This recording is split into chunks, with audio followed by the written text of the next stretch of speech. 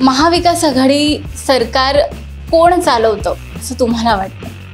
हाथ 7 अजूबे इस दुनिया में 8वां अजूबा ये सवाल है.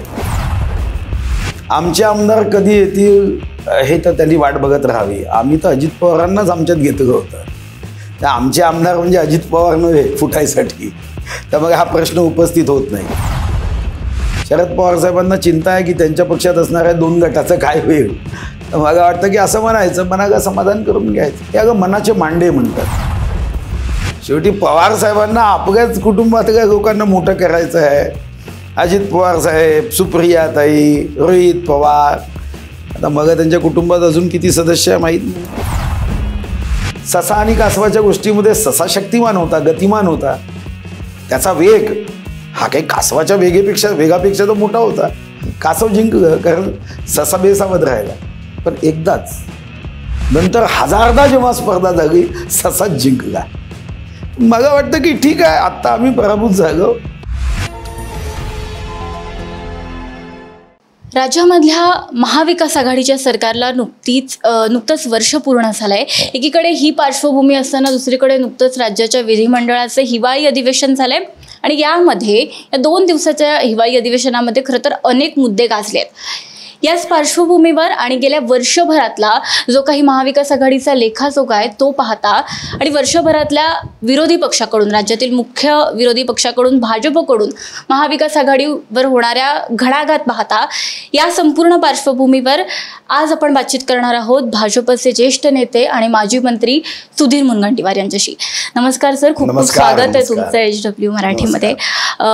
पहिला प्रश्न सर, या वर्षभरामध्ये खरं तर खूप टीका झाल्या भाजपकडून महाविकास आघाडी सरकारवर. एक वेगळा प्रश्न विचारते, महाविकास आघाडीचा असा कोणता निर्णय आवडलाय तुम्हाला? कोणता निर्णय चांगला असं सांगाल एखादा असेल तर? नाही, असं आहे, महाविकास आघाडीचा एकच निर्णय काय, असे काही निर्णय नक्कीच आहे की ज्याच्याबद्दल आम्ही कौतुकही करू. एकच निर्णय का, काही निर्णय आता परवाचाच त्यांनी घेतलेला निर्णय कौतुक केलं पाहिजे. त्यांनी सांगितलं की या महाराष्ट्रामध्ये जेवढे पुरातन मंदिरं आहे त्या मंदिराच्या विकासाचा एक आम्ही चांगला कार्यक्रम आखण्याचा प्रयत्न करू. या अगोदर शेतकऱ्यांच्या खात्यामध्ये त्यांनी सांगितलं की जे नियमित कर्ज भरतात त्यांच्या खात्यामध्ये आम्ही 50,000 भरू. पण निर्णय चांगले आहेत ते मी सांगितलंय, पण दुर्दैवाने त्याच्यावर अंमलबजावणी केली जात नाही. म्हणून आम्ही सरकारला जाब विचारतो की तुम्ही समजा उद्या तुम्ही एखाद्या भुकेल्या माणसासमोर तुम्ही भोजनाचं जेवण्याचं ताट ठेवलं तर ते कौतुकास पात्र आहे, अभिनंदनास पात्र आहे.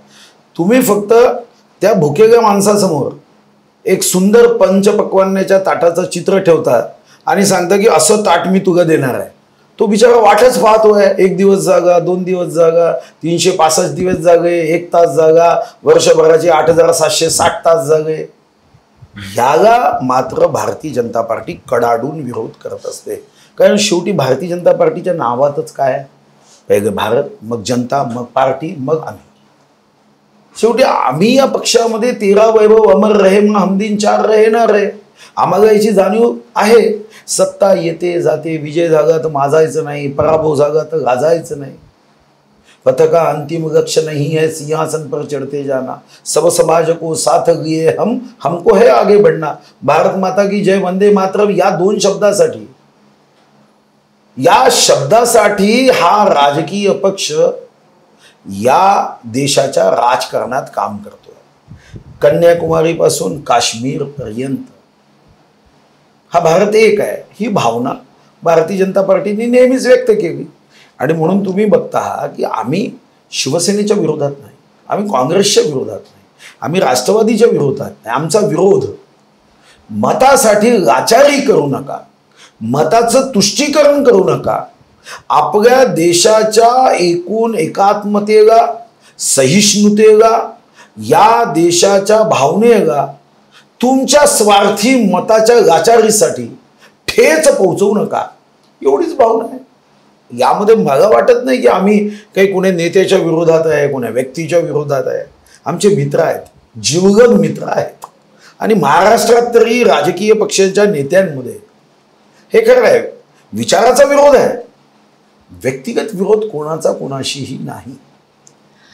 नुकत्याच पदवीधर आणि शिक्षक मतदारसंघाच्या निवडणुका झाल्या आहेत. महाविकास आघाडीला तिन्ही पक्ष एकत्रितपणे जी निवडणूक लढतायत ती पहिली आहे आणि मग महाविकास आघाडीला एक मोठं यश मिळालं आहे. भाजपला त्यांच्या बालेकिल्ल्यांमध्ये यावेळेला मोठा पराभव सहन करायला लागला आहे आणि याच पार्श्वभूमीवर खरं तर अजित पवारांनी हिवाळी अधिवेशनामध्ये लक्ष केलं आणि असं म्हटलं की आता तुमच्याकडे जे आमच्याकडून आलेली लोक आहेत ती सांभाळून ठेवा, तुम्हाला कळणारही नाही की कधी पुन्हा आमच्याकडे येतील आणि निवडून येतील. हे एक आव्हान दिलं आहे. पुढचं आणखीन एक आव्हान जे तुम्हाला दिलं थेट ते असं होतं की चॅलेंज आहे की पुढच्या वेळेला मला हरवून दाखवा. मला असं वाटतं की आमचे आमदार कधी येतील हे तर त्यांनी वाट बघत राहावी. आम्ही तर अजित पवारांनाच आमच्यात घेतलं होतं. तर आमचे आमदार म्हणजे अजित पवार नव्हे फुटायसाठी. तर बघा हा प्रश्न उपस्थित होत नाही. आणि दुसरं, माझ्या बारामतीमध्ये येऊन आव्हान द्या, विषय काय होता? विधानसभेत जेव्हा आमच्या काही आमदारांकडून मी मांडत असलेल्या मुद्द्यांना काही कारण नसताना विरोध होत होता, तेव्हा मी गमतीने असं म्हणालो की जो मला माझ्या भाषणामध्ये विरोध करतो, माझ्या भाषणामध्ये अडचणी निर्माण करतो, तो पुन्हा निवडून येत नाही. तो निवडून येत नाही याचा अर्थ असा होता की भाषणात व्यत्यय आणू नका. अजित पवारांना काय वाटलं आता, हा त्यांचा अहंकार, दर्प की मी बारामतीमधून मला कोणी पाडू शकत नाही, हा तर ठीक आहे, हा त्यांचा अहंकार त्यांना गाव हो. मी ईश्वरचरणी एवढीच त्या क्षणी प्रार्थना केली की देवा मला असा कधी अहंकार आणू नको, कारण माझ्यापेक्षा माझ्या मतदारसंघाची जनता श्रेष्ठ आहे. जनतेला ज्या क्षणी वाटेल की मी पराभूत झालो पाहिजे, त्यांचा तो अधिकार आहे. आता बारामतीच्या मतदारांपेक्षा अजितदादा स्वतःला श्रेष्ठ समजत असेल तर हा माझा नाईलाज आहे. सत्ययुग असेल, द्वापारयुग असेल, त्रेतायुग असेल की कलियुग असेल, असा अहंकार असतो काही लोकांना. पण या सर्व युगांमध्ये ज्यांनी असा अहंकार केला हे पब्लिक है, सब जानती है. सर, यापूर्वी भाजपने असं म्हटलं होतं, चंद्रकांत पाटलांनी प्रदेशाध्यक्ष आहेत, त्यांनी असं म्हटलं होतं की या पुढच्या निवडणुका या आम्ही स्वबळावर लढू, एकटे लढू. पदवीधर आणि शिक्षक मतदारसंघाच्या निवडणुकांमध्ये एकटं लढल्यानंतर बालेकिल्ल्यांमध्ये आलेलं हे अपयश बघता आत्मचिंतनाची गरज आहे असं वाटतंय का भाजपला? नाही, कोणताही पराभव असेल आणि कोणताही विजय असेल याचं चिंतनच केलं पाहिजे. निवडणुकीमध्ये 4 सूत्र आहे.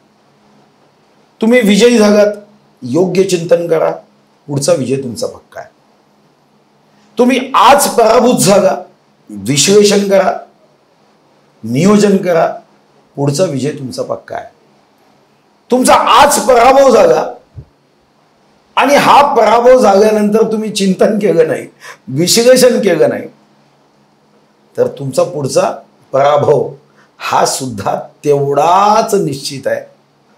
आणि आज तुमचा पराभव झाला आणि योग्य पद्धतीने त्यांचं चिंतन करा, तुमचा विजय निश्चित आहे.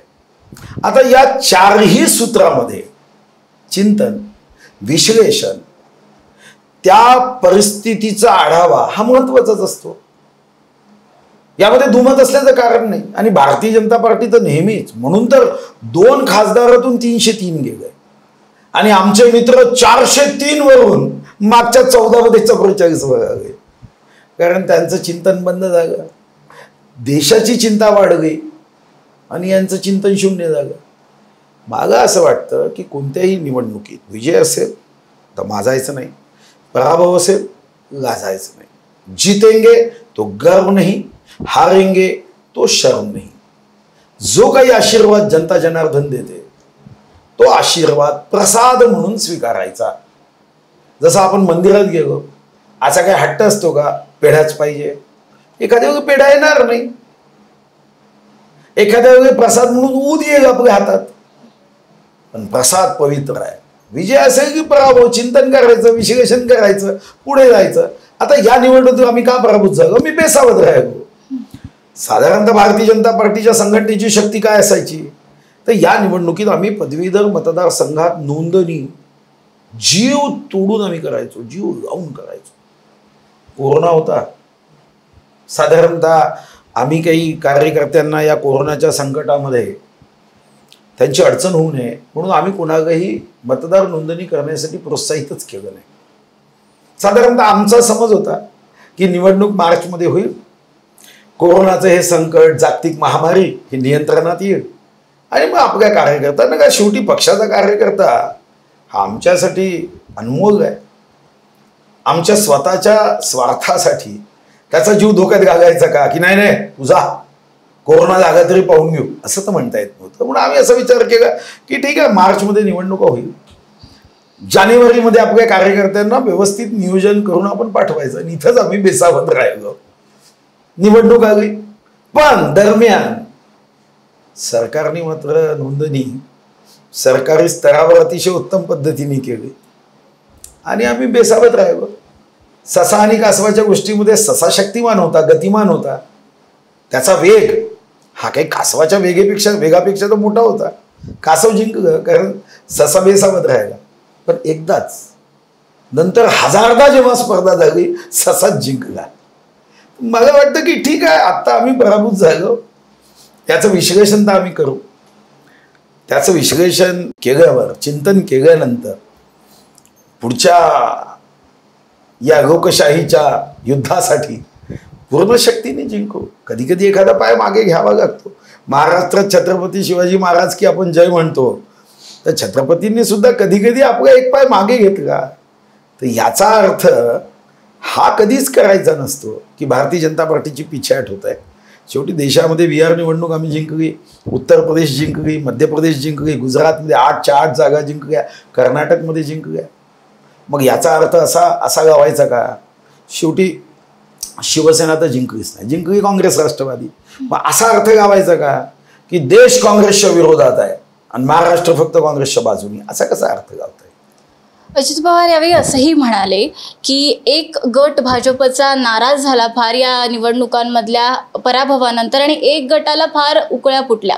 तो रोख नागपूर मतदारसंघाकडे होता, त्याबद्दल काय सांगता? नाही, असं म्हणून समाधान करून घ्यायचं, असं म्हणून समाधान करायचं. शरद पवार साहेबांना चिंता आहे की त्यांच्या पक्षात असणाऱ्या 2 गटाचं काय होईल. तर मला वाटतं की असं म्हणायचं, मनाला समाधान करून घ्यायचं. हे अगं मनाचे मांडे म्हणतात. सर, राज्याच्या याच हिवाळी अधिवेशनामध्ये एक गोष्ट आणखीन प्रकर्षाने दिसली, ती अशी, आपण याबद्दल खरं तर बोललोय की अजित पवार या अधिवेशनामध्ये वर्षभरात नव्हते त्यापेक्षा जास्त खरं तर आक्रमक दिसले. राजकीय वर्तुळामध्ये सुद्धा याची चर्चा आहे की अजित पवार या अधिवेशनामध्ये इतक्या आक्रमकपणे भाजप विरोधात, तुमच्या विरोधात, चंद्रकांत पाटील यांच्या विरोधात इतकं का बोलले, म्हणजे तुम्हाला थेट आव्हान देणं. आव्हान दिलं त्या गमतीचा भाग होता. आव्हान दिलं म्हणजे काय, गमतीचा, हा गमतीचा भाग होता. मग अशाही चर्चा रंगतात की मग शरद पवारांच्या मनामध्ये आपल्याबद्दलचा विश्वास आणखी बळकट करण्यासाठी अजित पवारांचा हा प्रयत्न आहे का, इतकी आक्रमकता? घी कहा गया खिचडी में, असा शरद पवार साहेबांच्या मनात विश्वास निर्माण करण्यासाठी अजित पवार साहेब आक्रमक झाले. खरे किंवा खोटे, महाराष्ट्रातल्या 12.5 कोटीपैकी 12 कोटी 49 लक्ष 99,000 लोक हे खोटं आहे सगळी. कशासाठी विश्वास? शेवटी पवार साहेबांना आपल्याच कुटुंबातल्या लोकांना मोठं करायचं आहे. अजित पवार साहेब, सुप्रियाताई, रोहित पवार, आता मग त्यांच्या कुटुंबात अजून किती सदस्य आहे माहीत नाही. महाविकास आघाडी सरकार कोण चालवतं असं तुम्हाला वाटतं? महाविकास आघाडी सरकार, भाजपकडून याबद्दल टीका झाल्यात म्हणून मी हा प्रश्न विचारला. नाही, महाविकास आघाडी सरकार कोण चालवतं हाच 7 अजूबे इस दुनिया में 8वां अजूबा ये सवाल है. चालवतं म्हणजे सरकार चालतंय का, चालवण्याचा प्रश्नच कुठं उपस्थित होत आहे. गाडीचं स्टेअरिंग हलतंय, गाडीचं पेट्रोल जळतंय, गाडीचं इंजिन सुरू आहे, पण हे सरकार ती गाडी जर गेअरमध्येच टाकत नसेल तर गाडी पुढे कशी जाईल? हे सर्व जागेवरच सुरू आहे. गेले वर्षभर राज्याच्या समोरचे 48 पेक्षा जास्त प्रश्न हे मी सरकारच्या लक्षात आणण्यासाठी ईमेल करायचो. माझ्याकडे सगळे रेकॉर्ड्स आहेत. मी गमतीने परवा विधानसभेत म्हटलं की जेव्हा मी मुख्यमंत्री महोदयांच्या कार्यालयात माझ्या ईमेलचं काय झालं हे पाहण्यासाठी गेलो, तो कॅम्प्युटरवरचा ऑपरेटर त्या कॅम्प्युटरवर पुसत होता. मी त्याला विचारलं काय करतोय, नाही म्हणे थोडंसं ओलसर जागा. मी त्याला सांगितलं ओलसर नाही जागा, आमच्या ईमेलचं तुम्ही उत्तर दिलं नाही, शेवटी कॅम्प्युटरच्याही डोळ्यात अश्रू आले की गोरगरिबांच्या प्रश्नाची ईमेल आहे त्याचंही तुम्ही उत्तर देत नाही. म्हणून मला वाटतं की सरकार आहे असं म्हणणंच धाडसाचं होईल. आणखीन एक जी टीका भाजपवर होते सातत्याने ती अशी की राज्यपाल भगतसिंह कोश्यारी हे भाजपला झुकतं माप देतात. 12 सदस्यांची जी यादी महाविकास आघाडीकडून पाठवण्यात आली आहे ती अजूनही त्याबद्दल काही निर्णय झालेला नाही आहे. चंद्रकांत पाटील यांचं त्यावेळी विधान आलं होतं की ती यादी बाजूला ठेवली जाईल, ती तशीच ठेवली जाईल असं एक विधान होतं. तर हा जो आरोप होतो सातत्याने भाजपवर की भाजपला झुकतं माप दिलं जातंय राज्यपालांकडून आणि महाविकास आघाडीची कोंडी करण्याचा प्रयत्न होतोय, त्याबद्दल काय सांगणार? किती हास्यास्पद आहे. झुकतं माप द्यायचं असतं तर ते संविधानाच्या चौकटीतच देता येतं, संविधानाच्या चौकटीच्या बाहेर जाऊन देता येत नाही. अन्यथा राज्यपालांनी असं झुकतं माप देता आलं असतं संविधानाच्या बाहेर जाऊन तर देवेंद्र फडणवीसांना मुख्यमंत्री पदाची शपथ दिली असती. असं देता येते का? राज्यपालांची प्रत्येक कृती, प्रत्येक ॲक्शन, प्रत्येक निर्णय, प्रत्येक डिसिजन हे संविधानामध्ये जी चौकट घालून दिली त्यावर आधारित असते. असं म्हणणं, आता 12 नावं दिल्यावर चंद्रकांत दादा पाटलांनी असं म्हटलं, असं कधीच नाही म्हटलं. असा हा कपोकल्पित चंद्रकांत दादाच्या विरुद्धचा डाव की चंद्रकांत दादा कोणत्या तरी नेत्याच्या घरी सांत्वना देण्यासाठी गेले, कोणाचे तरी कार्यकर्ते मास्क घालून होते आणि चंद्रकांत दादा असं म्हणाले, काही म्हणजे त्याला पुरावा नाही, तुम्ही म्हणाल तेच खरं, तुम्ही सांगाल तेच सत्य, तुमच्या चुकीचे तुम्हीच न्यायाधीश, दुसऱ्याच्या चुकीचे तुम्हीच वकील. किती आश्चर्यजनक आहे हो.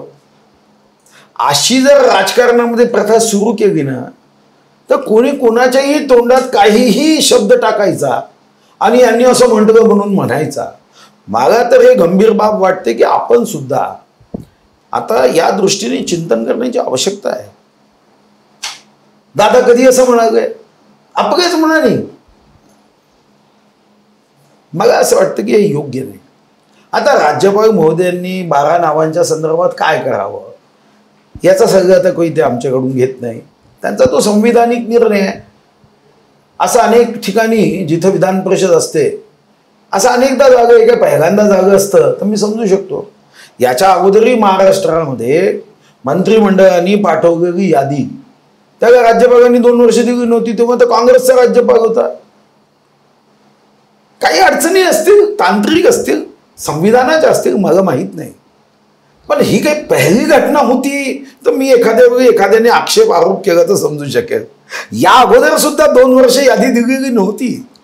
आणि म्हणून याबद्दल मला काही मत व्यक्त करायचं ना, मला एवढंच वाटतं कोणीही असो संविधानाच्या तरतुदीनुसार वागलं पाहिजे. आणि समजा संविधानामध्ये तुम्हाला वाटतं, मला वाटतं की संविधानानुसार नसेल तर हायकोर्टात जाता येतं, सुप्रीम कोर्टात जाता येतं. जेव्हा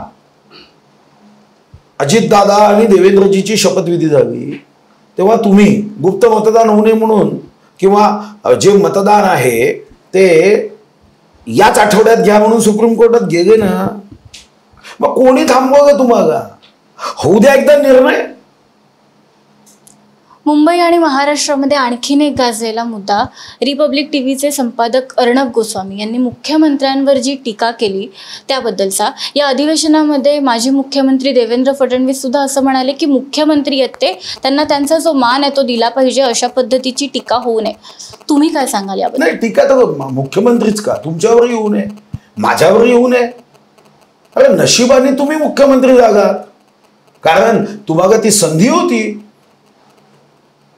पण मग तुम्ही एका गरीब कुटुंबात जन्म घेतला म्हणून तुम्हाला संधी नाही. जर तुम्ही एखाद्याच्या पंतप्रधानाच्या पोटी जन्म घेतला असता तर तुम्ही मोठे झाले असता. मग याचा अर्थ काय, तुमची चूक आहे? जन्म कुठे घ्यायचा हे का देवाच्या घरी आपण बुकिंग करून येतो का? जगण्याचा, सन्मानाचा अधिकार हा सर्वांना आहे, हा मुख्यमंत्री महोदयांना आहे. तो राज्यपाल महोदयांना आहे, तो चंद्रकांतदादा पाटलांना आहे, तुम्हाला आहे, मला आहे, माझ्या गाडीच्या वाहन चालकालाही सन्मानाचा अधिकार आहे. मग हा अर्णब प्रश्न कुठे उपस्थित होतो? यासाठी मी तर मागणी करतोय, कडक कायदे केले पाहिजे. कोणीही कोणाही बद्दल वाईट, अभद्र, अपशब्दाचा वापर करत असेल, कडक शिक्षा केली पाहिजे, कारवाई केली पाहिजे. कोणीच त्या माझ्या या मागणीला पाठिंबा देत नाहीये. का नाही देत? म्हणजे तुम्हाला कवच कुंडल आणि तो कष्ट करणारा गरीब असेल त्याला नाही का? तो माणूस नाही आहे? देवाने त्याला आत्मा नाही दिलाय?